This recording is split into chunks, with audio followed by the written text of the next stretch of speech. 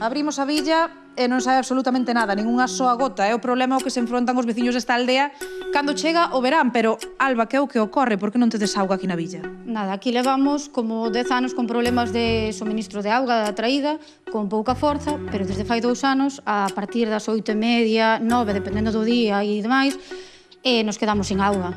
E isto levámoslo acarrando anos. Teño un montón de queixas, teño un montón de mensaxes de mandar na página do Concello de Facebook, do alcalde, e me din que é falta de presión, que non... Pero que isto non é falta de presión, isto é que non hai auga. Isto é tercermundista, miña filla. Isto é increíble, porque que chegues de calquer sitio de traballar e non podas abrir unha ducha, é moi triste. E que facedes como alternativa? Pois non sei, uns caldeiros que enchemos algunhas garrafas, que enchemos cando temos agua, é a solución. É poñer a lavadora de noite, cos nenos sin duchar, sin poder quitar as areas, que é que nin unha gota había. E incluso teño ido eu, e máis o defunto do meu marido, xa ten ido ao ayuntamiento, e nada. Non é maneira. Pero de que vos din que é a falta de auga? De que vos din que é? Que é porque ven o turista para Boiro, para as festas, e veñen os turistas, entonces que non é o motivo de gastar. Alba, como non hai auga corrente, non vos queda outro remedio que improvisar unha ducha.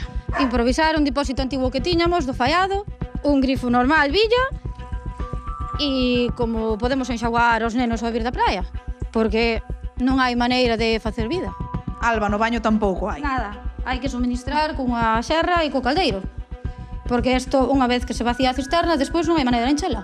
Mira, aquí temos a entrada general da miña casa, que ven directamente do contador. Isto é a forza de auga que entra na miña casa, por iso nas villas non dá enchido a tubería e non hai auga nos grifos. Claro, en teoría isto tería que ser ter moitísima presión. Isto debería ter unha presión que chegara ao outro lado e anagaría isto, porque é o que pasa polo día. Pero a estas horas é o que temos.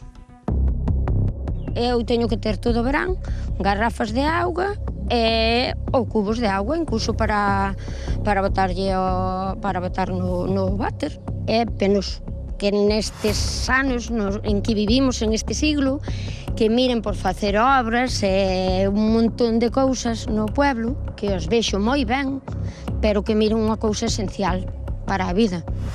Entendemos que haxa moitos turistas en Boiro, que sea un horario de todo duchas e todo moi ben, pero que nós somos veciños do pobo que temos unha vida diaria, todos os días do ano, pagamos o noso recibo, temos que ir a traballar, temos que vir, temos que ducharnos, temos que preparar a comida do día a día, e non temos auga, que agora mismo é obligatoria, a obligación do Concello darnos o suministro de auga.